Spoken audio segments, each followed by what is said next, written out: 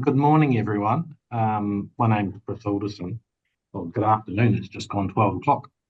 My name's Chris Alderson. I'm the Chief Executive at Construction Health and Safety New Zealand Trust. I'm really pleased today to be presenting this really interesting webinar, actually. It's something that we don't talk about very much, and we haven't talked about from a CHASNZ perspective to date, and that's about recovery at work and the work that ACC is doing in this area, and some really interesting trials that they've been conducting in other industries, and how that might apply to construction and universally as well. So I'm really pleased this morning to have with me, first of all, my colleague in crime, Chris Polaczuk, one half of the Ergo Bros.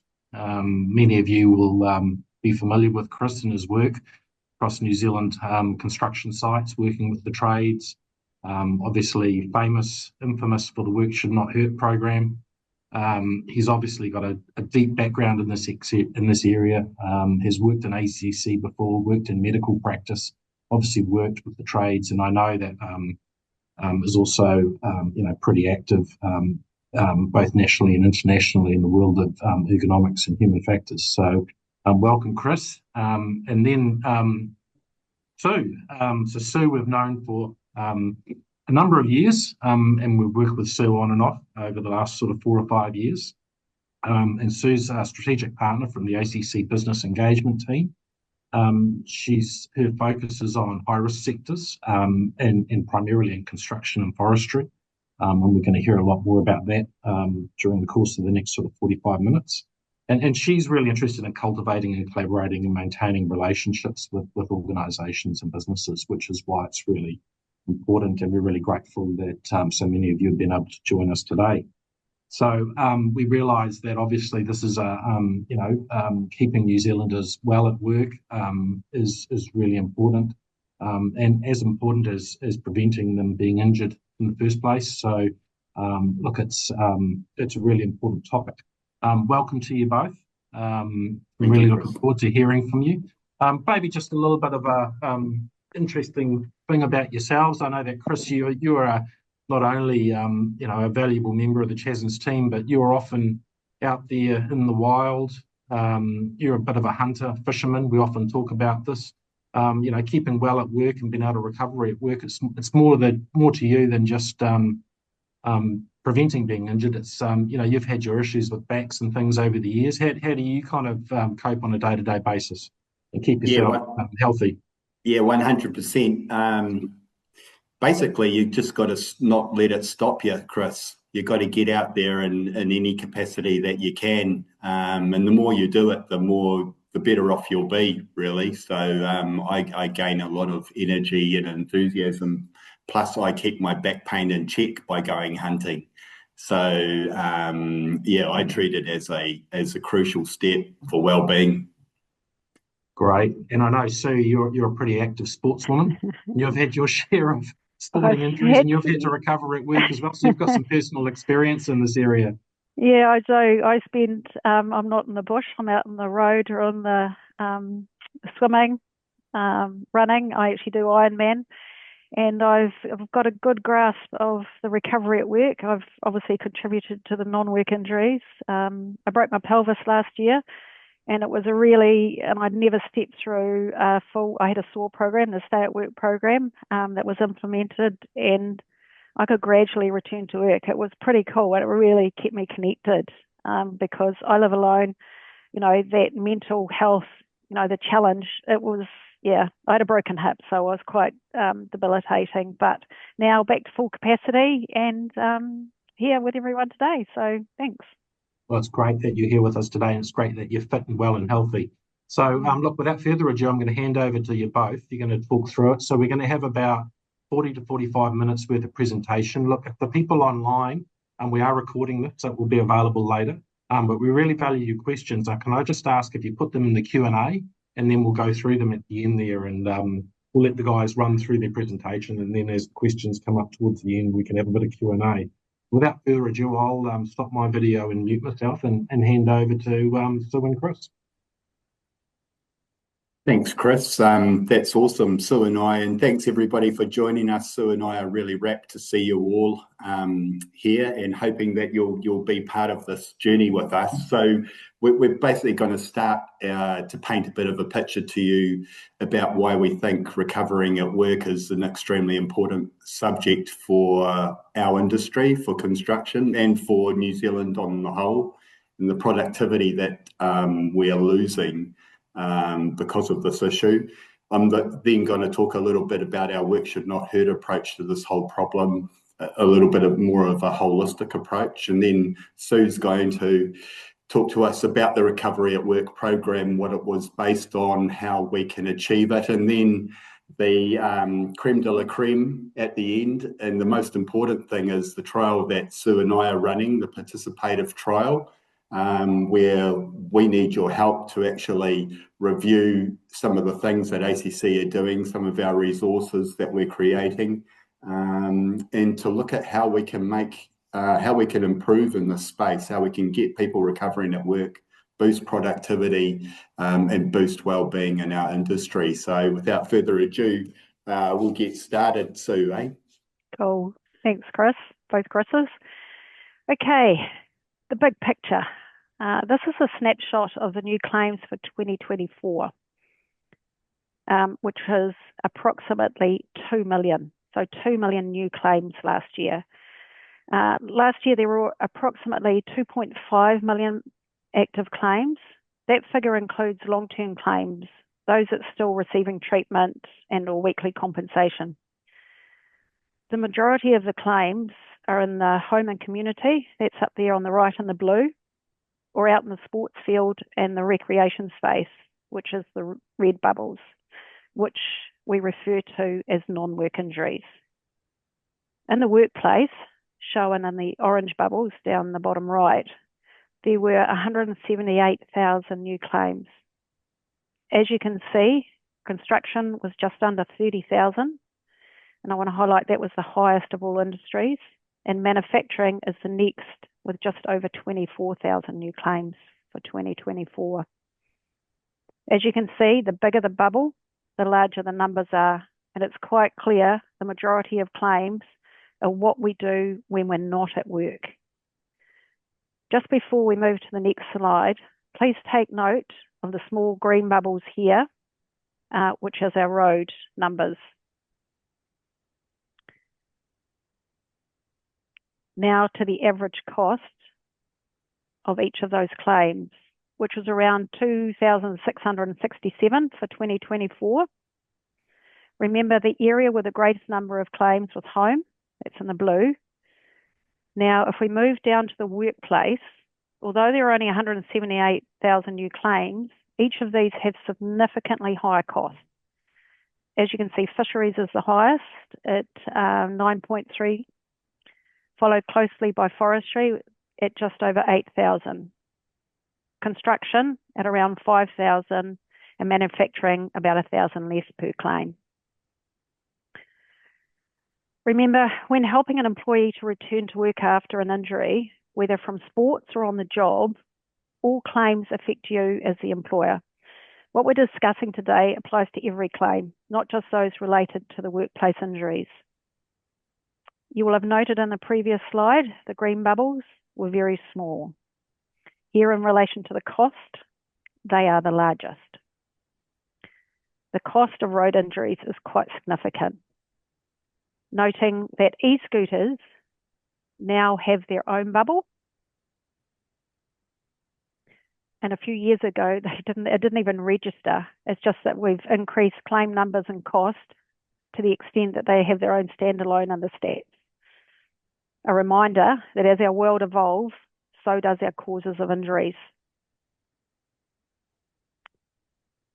Okay, impact for business. Now, 18 million work days lost in 1 year. That's significant. Remember, this is for work and non-work injuries. That's 50,000 people not working for the year. And I had a look up, and Timaru has around 50,000 population. Doesn't matter what the industry sector or whether in the home, it comes down to soft tissue injuries strains and sprains is the most common diagnosis.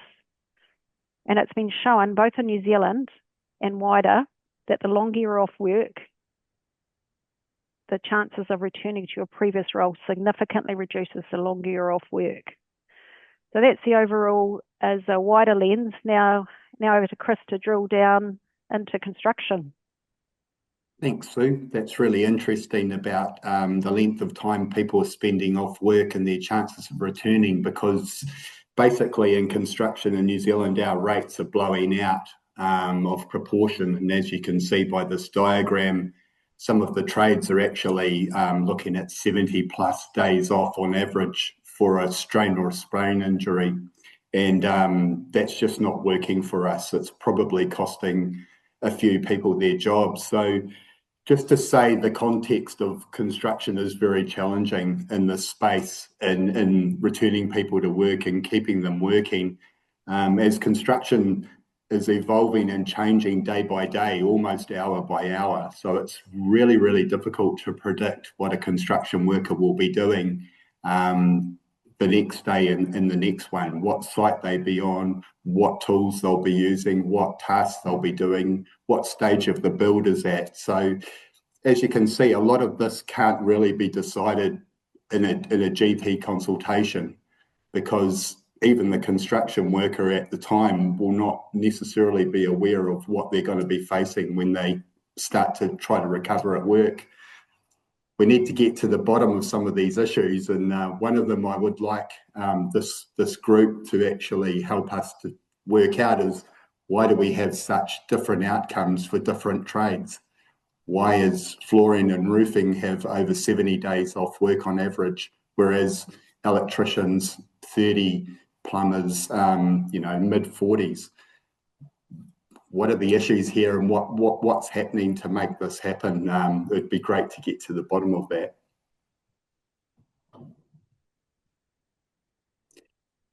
The other thing that we've got to realise is that claims are going to be happening all the time, and when we actually looked at the data by body part and age, we found that back pain conditions, back claims are happening pretty much early on in tradies' career, pretty much in the 20s. There's a big spike when we see a lot of claims happening to ACC. Whereas in these back claims happen throughout the career, and there's various age that these things spike at. And when you look at the shoulder injuries, you'll see much more of a gradual condition that develops over time. So affects tradies a lot later on in their lives. And that actually makes it a hell of a lot more preventable in a way. And we just need to take into consideration these sort of different rates of healing. So a lot of you might have seen our wall of pain. It's been around New Zealand on sites from north to south and east to west. And basically what it's told us is what Sue's basically reinforced, is that a large part of our problem are strains and sprains, especially for recovery at work issues. And what we've found when we've taken the wall of pain around the country is that almost all tradies have some form of musculoskeletal condition. A lot of them are working with these problems day by day. So these are not necessarily new injuries. And a claim may come about because of an exacerbation of these conditions, a flare-up maybe, or that the situation is just so that the tradie can't cope with it anymore. So this is good news and bad news. The good news is that usually these musculoskeletal conditions are not necessarily serious medical conditions requiring serious medical intervention.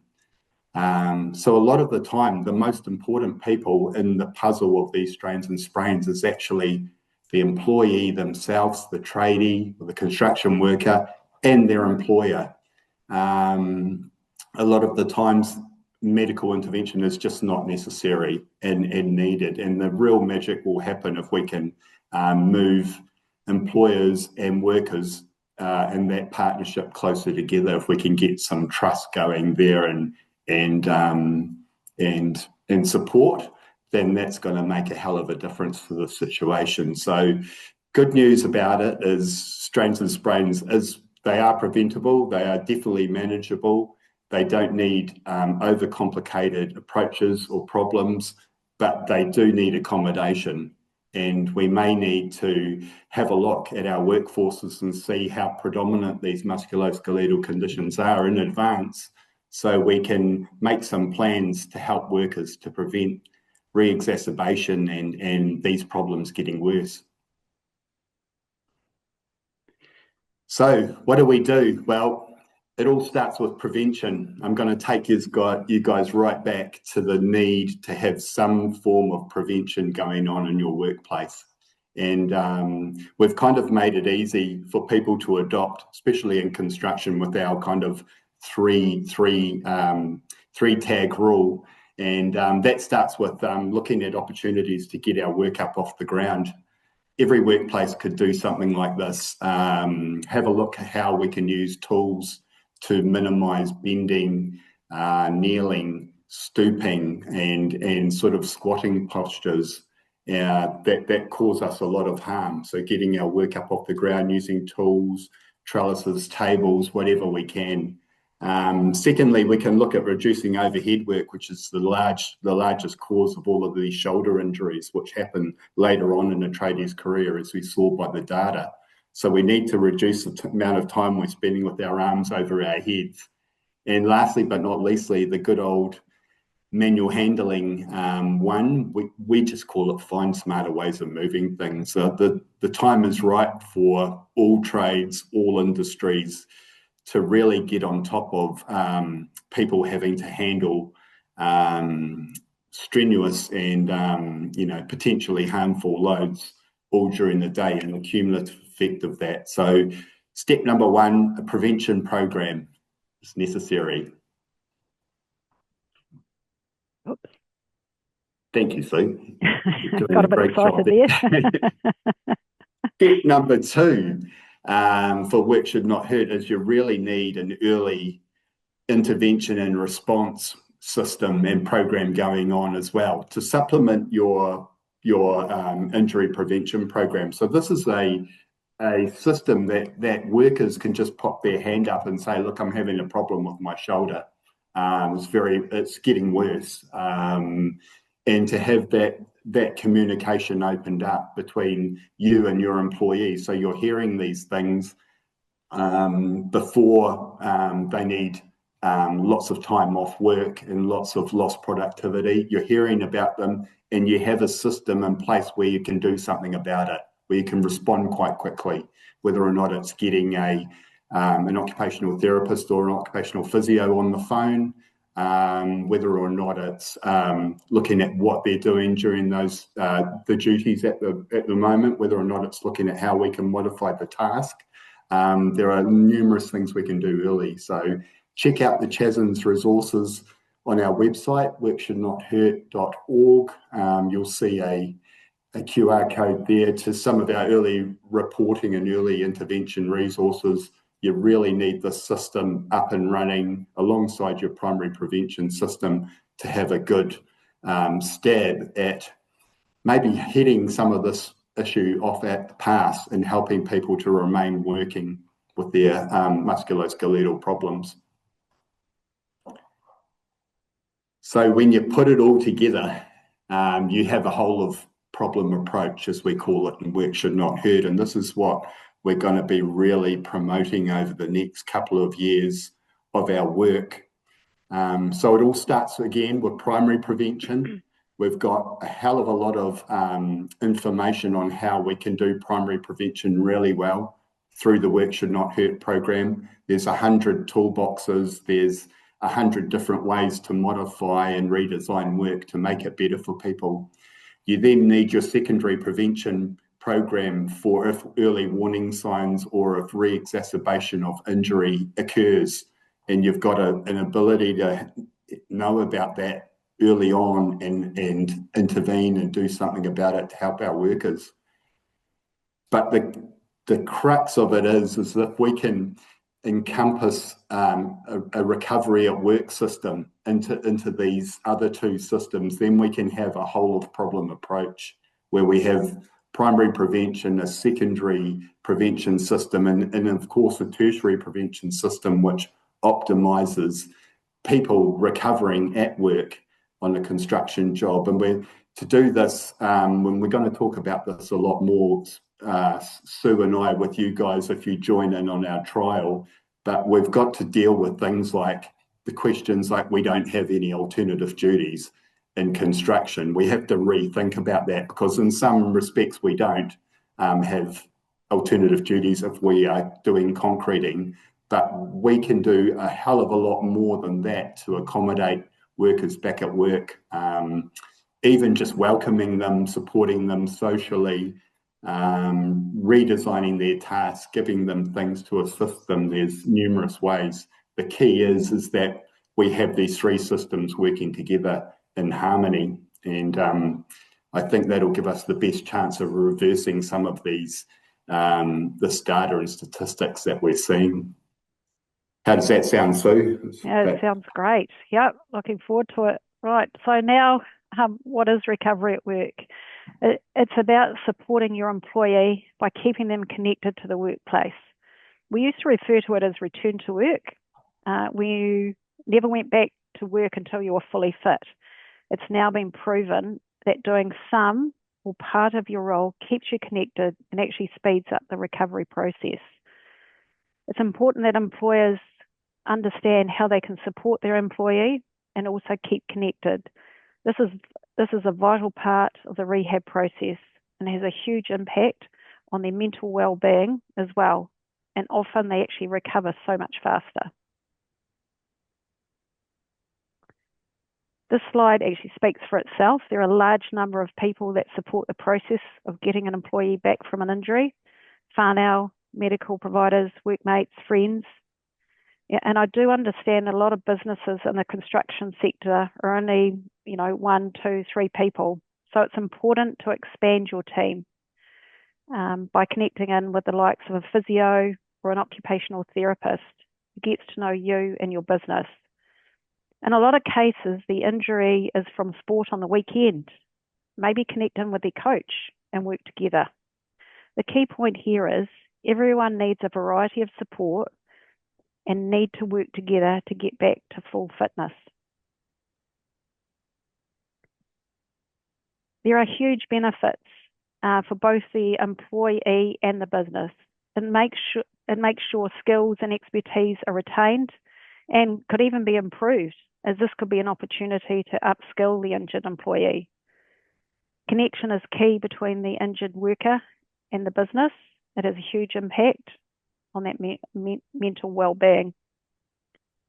Overall, there'll be less cost to the business with less downtime, and at the same time, the employee can still earn up to 100% of their normal wage. And often, once an employee understands they have the potential to still earn, it's quite the carrot to be involved in any recovery at work plan. So a win-win all round.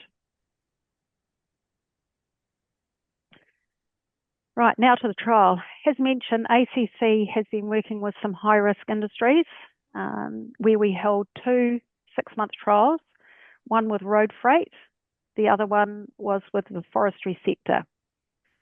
The work trial was with only a small group of businesses ranging in size from around 40 employees to a couple of hundred. We held 2 3-hour online workshops for each of those businesses so they could understand their current process, to what extent they had, and identify improvements to implement. What we found was actually consistent across both sectors. Some key learnings from the trial.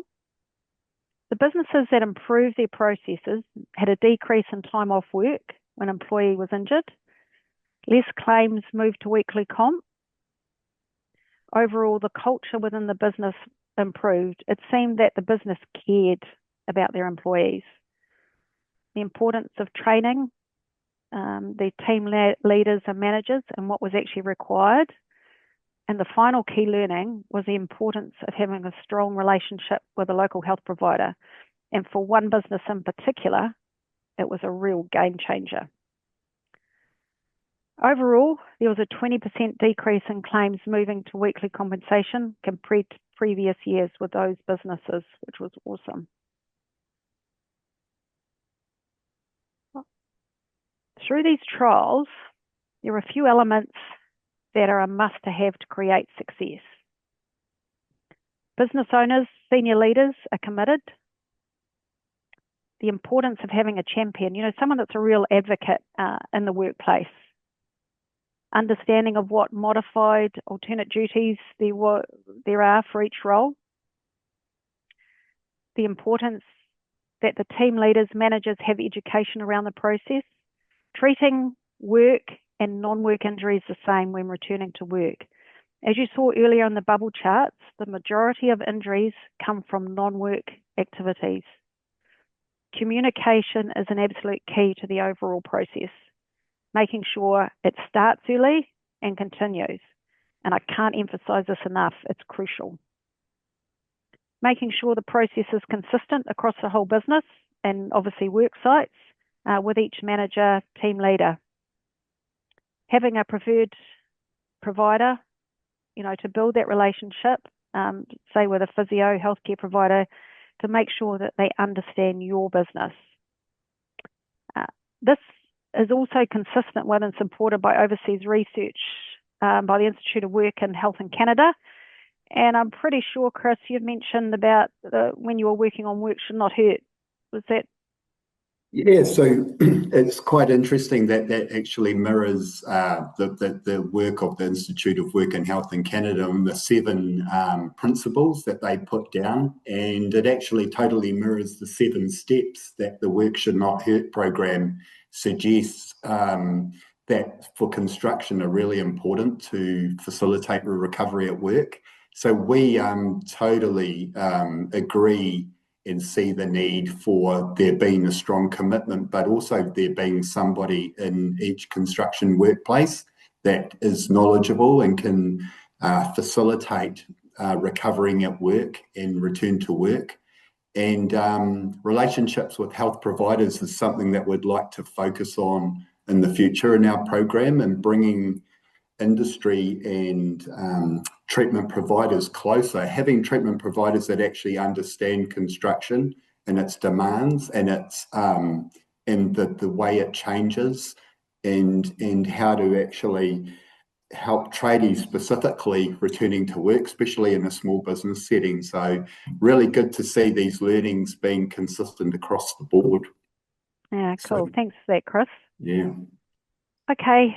These are a few things that we'll actually touch on when we get into those workshops moving forward. This slide briefly highlights what ACSC provides when someone is injured. Treatment, weekly compensation are the ones most people know about. We can assist with getting an injured employee to appointments as well. Equipment at home and or work to enable them to get back to work in some capacity. And rehab, of course, as well, which I'll just dig into as an overview here a bit more. And this is where maybe you're needing more support to get your employee back to work. On the left here, recovery at work is how you, the employer, can work directly with your injured worker to work through a plan of gradually returning to work. Now, the one in the middle here is that Stay at Work program, which we refer to as a SOAR. And this is a great one if you feel like you don't have the expertise, or maybe there's a bit of pushback from the employee. This is where you as a business owner can actually refer. So you can refer and engage an occupational therapist to work directly with the employee to make a plan on how they get back to work. The last one here, Integrated Care Pathway Musculoskeletal Services. Yes, it is a mouthful. This is a new service that has been trialled over the last couple of years and is now in place. It does have certain criteria that need to be met. Obviously, a musculoskeletal injury, but it must be in the area of the lumbar, shoulder, or the knee regions, and likely to involve interdisciplinary treatment and with a high chance of needing surgery. A couple of the other requirements, you obviously need to be staying in New Zealand, and another key one is the injury must have occurred in the last 12 months. Right, now to the trial. And it's exciting. This is the first time ACC has engaged in a participation trial with the construction sector. It's exciting the work CHASNZ has been doing around work should not hurt. ACC has got a newly developed resource. This is a great opportunity to combine our efforts, learn what works, and what can we improve on.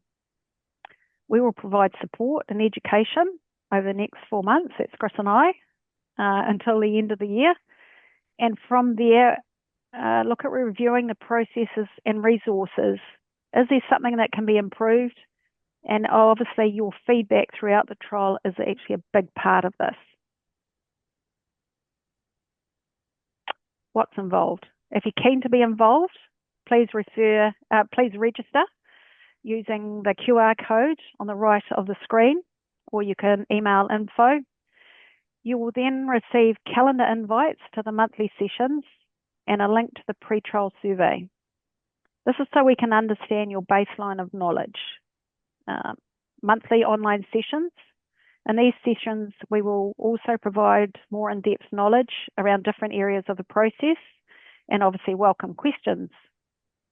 And the final part is to complete the post-trial survey to see if your knowledge and understanding around recovery at work has improved, and also getting feedback around what else could be developed or improved, which, by the way, also happy to receive throughout the next few months. You don't have to wait right till the end.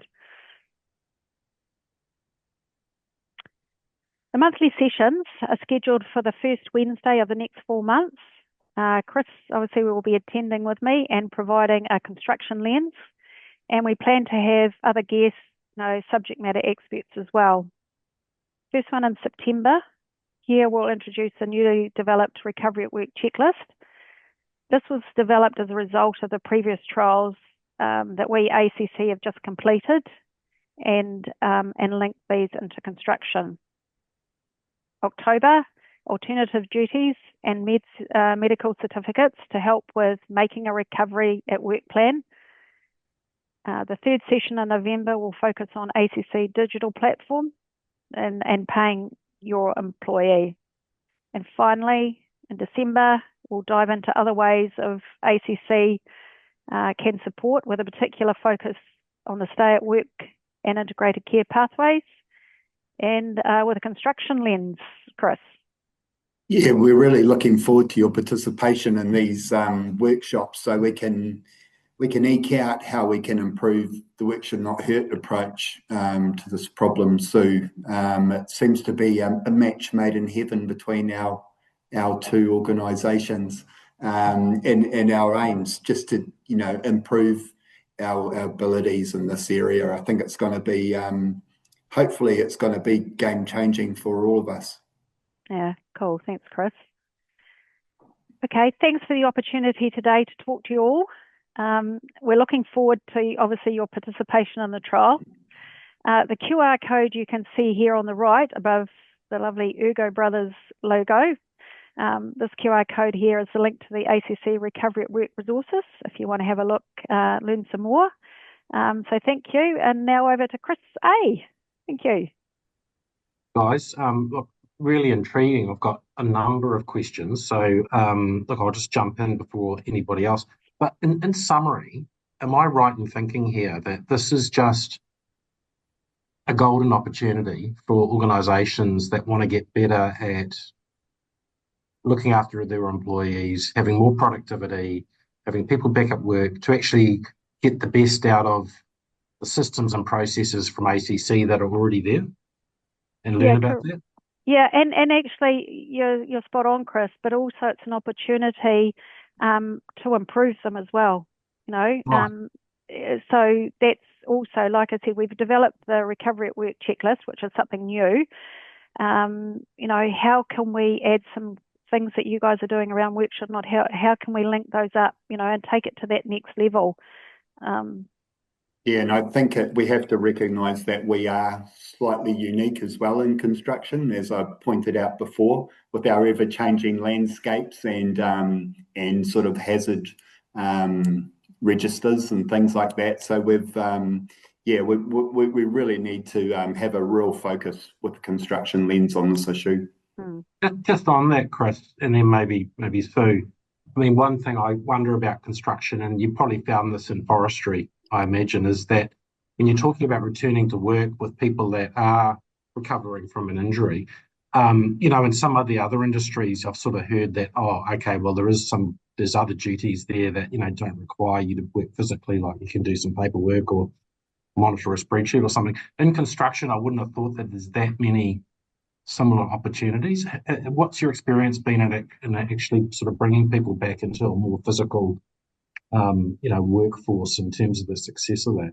Yeah, you're right, Chris. It's like in a manufacturing situation, the jobs are pretty well defined and you're in a pretty much of a controlled environment where the hazards are really well known.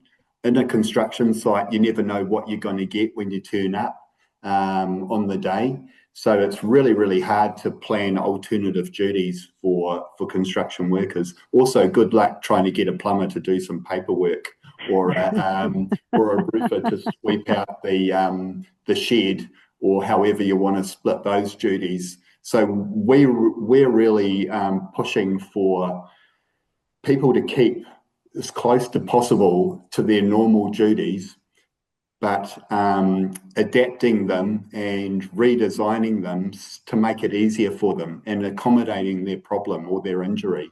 For example, if it's a shoulder problem, we have to focus on the overhead work and do something about that. It's not a matter of just putting them on another duty. Maybe they can still do what they do, but just with some assistance and support.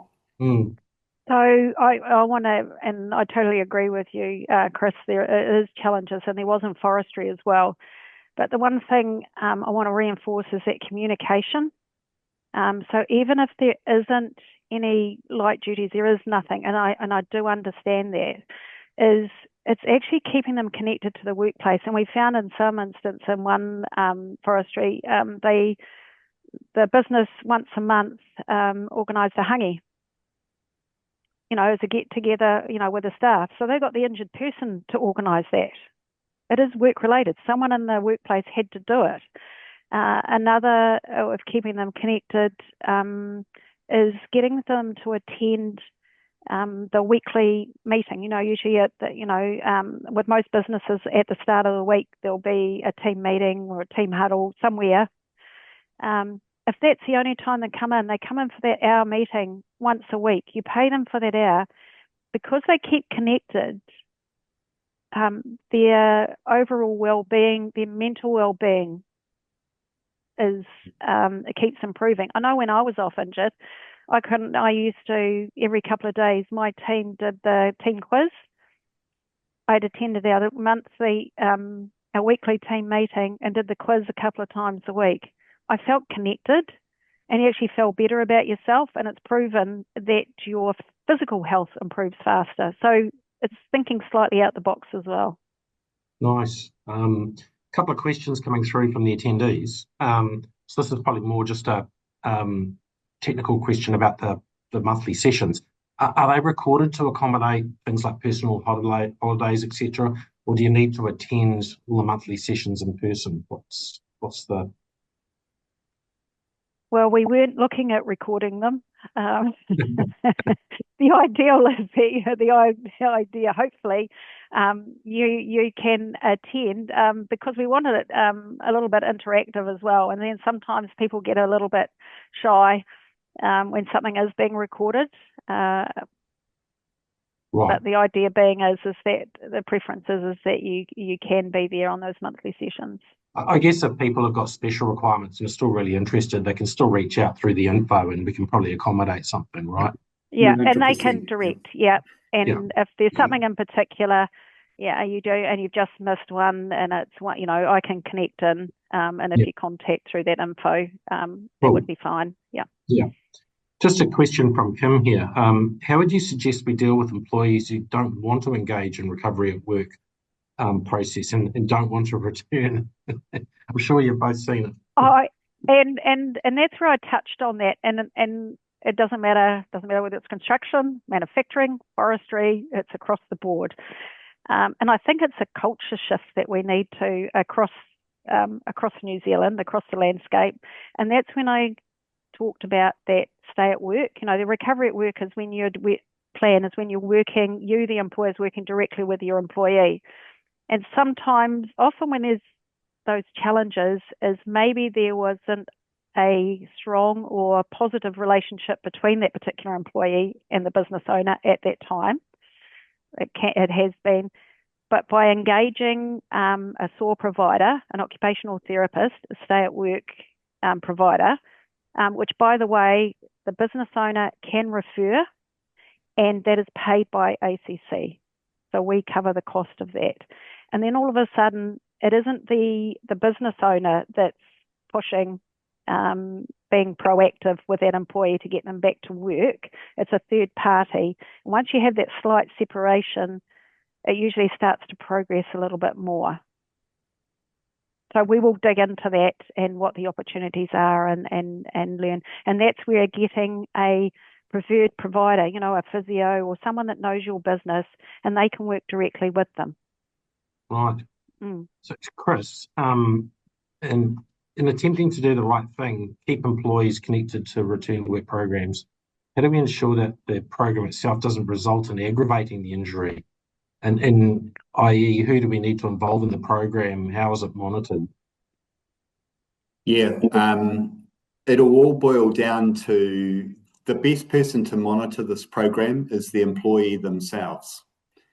The employee themselves will be able to tell you whether it's going to be working or not, and whether or not it is working or not. And they should be central to the program. I think we're in a little bit of a danger area if we're asking other people to come in to our workplace that don't have any experience in the trade, that don't necessarily understand the jobs or the tools to make some recommendations. So I think the main people that we need to activate, the employee themselves, to manage their own time, to pace themselves, to use all preventative techniques and things that they've been working on, and the employer to be accommodating. Obviously, relationships and communication, as Sue said, are extremely important in those areas.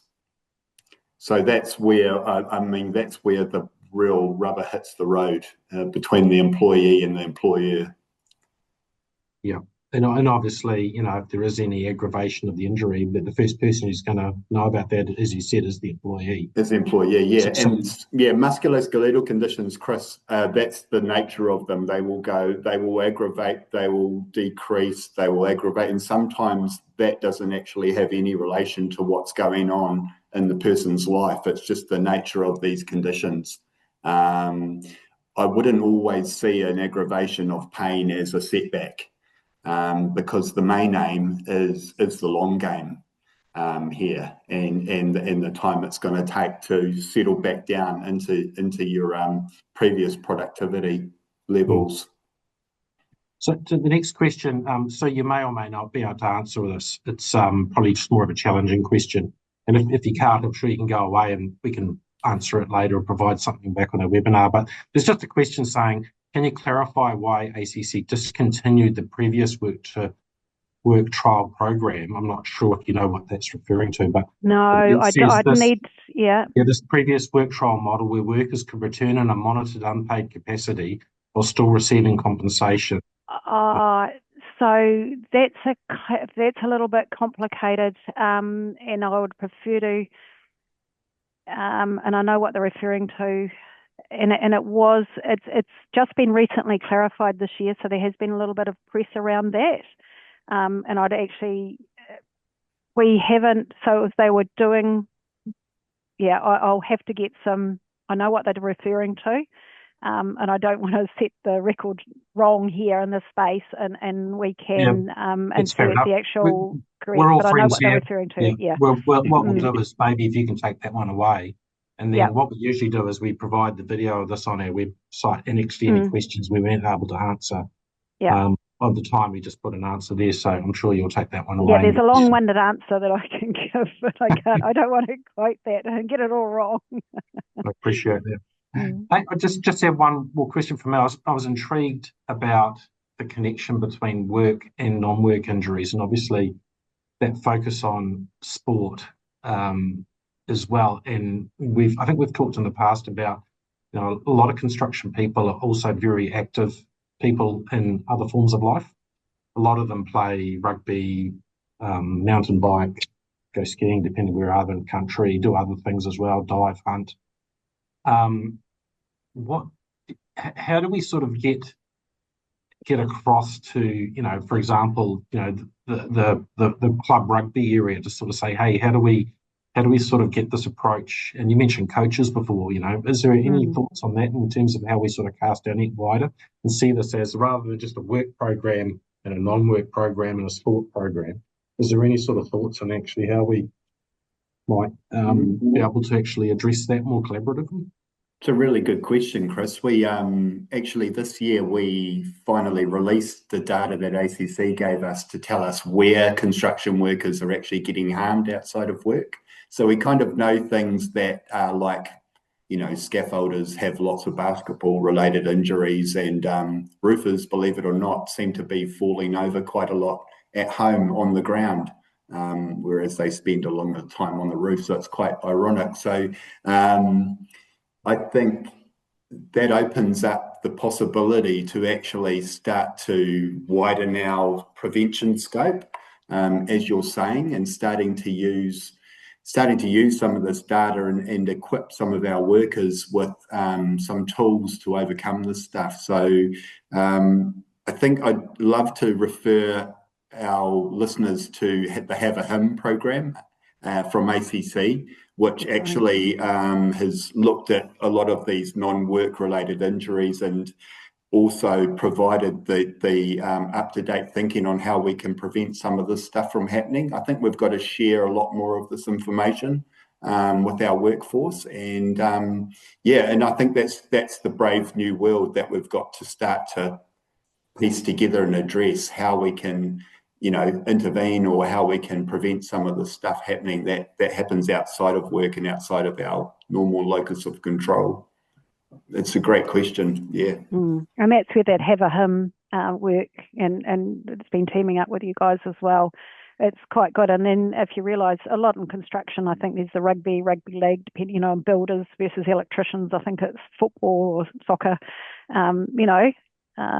raising that awareness. And maybe it is, there's a local, and especially in small areas, they may have the club coach, get them to come in and talk to the workers about, hey, make sure you do your pre-season work before you start, with less chance of an injury. Or is it scheduling on a Monday? I'm just thinking out loud here, on a Monday, not a strenuous work because they are recovering from their rugby game on the weekend, and scheduling what you do on what day of the week, taking into account that maybe there's something outside their work. It's really good points. So we're also, Chris, seeing some of our scaffolding companies really getting into their warming up and using the analogies of warming up on the sports field and warming up in the workplace. And so, a lot of these preventative behaviours can cross over between these fields. So let's look at the bigger picture, all the problems together. And I think we can start to come up with some richer answers. Yeah, get involved. Get involved. Get involved. Okay, guys. Well, we'll start to wrap up. But Sue, I think the summary is we're really interested in having people join the trial from construction. Yeah. You're after basically any particular size organisation, or is it anyone can join? It's really any size. I suppose at this point in time, I don't want to use it, excluding the really large employers, which is those that are involved in the accredited employer program, the AEP program. They tend to be those really large ones. so we're looking at that small to medium, and we know, or even those micro, you know, there's only 1 or 2 people. You know, what learnings we do get out of this, don't think as an accredited employer you're not going to get the knowledge shared with you. We will, you know, let's do some learns at this level, and I'm sure that there is potential learnings for the accredited employer, those that are in the accredited employer program, but that's not our focus. It tends to be that micro, small, and small to medium. Lovely. Well, thank you both for imparting your knowledge. I enjoyed that. Look, I know there was a couple of technical issues just through the course of the webinar, just around the QR codes. So I think Susan put the info at CHASNZ.org email there for anyone who's interested to get in touch. Also, I think that, you know, if you need the Work Should Not Hurt resources, it's really easy, just CHASNZ.org. You'll find it easy to navigate through to the Work Should Not Hurt page there. And it's all going to be available on our website within the next couple of days, including this presentation and the video as well. So, yeah, all good. So, look, I think we'll wrap it up there, guys. And nice to see you both. And I really look forward to the next steps and hearing more about this. Yeah, exciting. Yeah, thanks. Thank you, everybody. Ka kite.